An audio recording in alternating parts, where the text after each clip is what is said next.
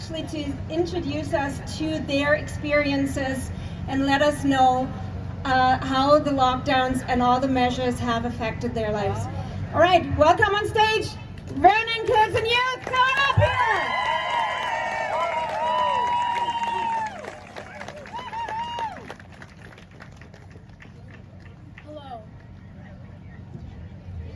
Hello, my name is Grace and I'm 12 years old, and already I have lived through a pandemic. Not being able to go to places I want to go, like restaurants, pools, and many others, is really hard. But knowing that millions of other children like me are going through the same thing, that makes it more reassuring. I am not alone, and neither are you. But this still doesn't make it right. I know this will change if we all stand together and fight for our freedoms and rights. Yes, we are being called names, but no, we will not back down until we have our freedoms and rights back. All of them. Bonnie Henry and Justin Trudeau have no right to take our freedoms and rights away. Let me rephrase this. No one has the right to take our freedoms away. I am so done with this. It just makes me feel so sad and angry. So let's change this. Let's fight for our freedoms.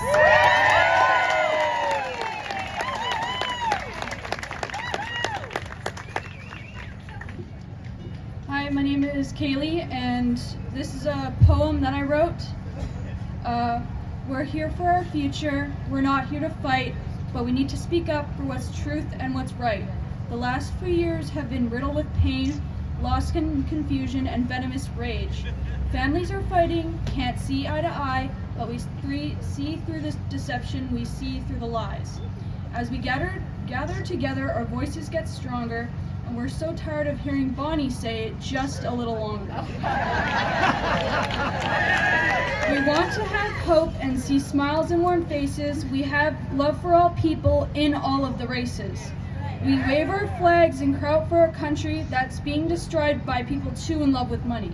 The lockdowns and mandates need to be slashed. How can they throw employees out like yesterday's trash?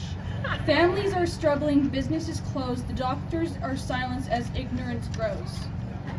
The masks are working, the jab can still spread, and informed consent, we still do not get it. They are being so sneaky, what's in those vials when they jump through some hoops and pass by some trials.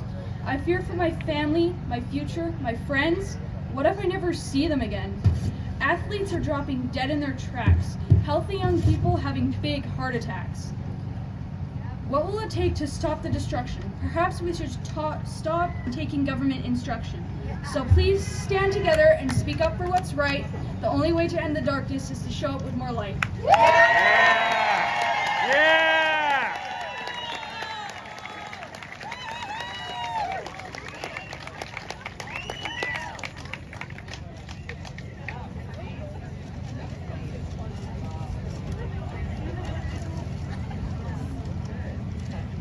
Hi everyone, my name is Sabrina. This is my sister Piper. I'm up here today to talk about some experiences I and my family have had during the COVID pandemic. Oh, nice and close. Oh, alright. For some context, when I was 2 months old, I had a pretty severe adverse reaction to a pediatric vaccine. The reaction was bad enough that my family, with the support of our doctor, opted out of the vaccination schedule for good. As a result of this experience, my family was quick to notice the red flags when the COVID vaccine came to. The price of our unwillingness to comply came in slow and steady. My older brother, a good man and a corporal in the Canadian military, was forced into a temporary leave from his job due to his medical history, suffering the same fate as many hardworking citizens. In December of 2020, my family made the worst mistake of their lives when they called an ambulance to take my grandma to the hospital. She was the mother of 7 children and an amazing grandma. Her condition was up and down. My grandmother had a do not resuscitate order for as long as any of her children could remember. She never wanted to live or die attached to a machine. Without the consent of any of my family, likely including my grandmother, the hospital ventilated her. She died on January 15th, 2021 due to improper treatment and medication. We placed our trust in our healthcare system, and its trust was broken. Afterwards, we were told we could not travel on a plane to spread Grandma's ashes in New Brunswick as per her wishes. We, as a family, may not give our mother, grandmother, and loving matriarch a proper goodbye. There is no closure for us. There is no peace for us. Our healthcare system was supposed to protect us, and they let us down. Our government was supposed to keep us safe, and they let us down. Our fellow Canadians are supposed to stand up for our flag, our right, and our freedoms, and I know they will not let us down. We will succeed where our politicians have failed, and we will do right by those we've lost.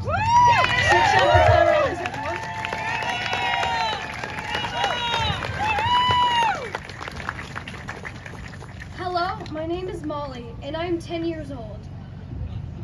The reason I am here today is because life is much, much harder for people like us. People at work are getting fired for not having a medical shot. You should have a choice if you want a shot or not, without your rights being taken away. All we are doing is fighting for those rights back. The Prime Minister is calling us names: white supremacists, racists, anti-maskers, anti-vaxxers, and those people. Those are not nice names. No. A good Prime Minister would not have said that, and definitely would not have hidden from a problem. A wise and enchanted boy once said that the greatest thing you'll ever learn is just to love and to be loved in return. So it doesn't matter who you are, where you are, what color you are, or where you're from. We are not sitting at home doing nothing. We are fighting for our freedom.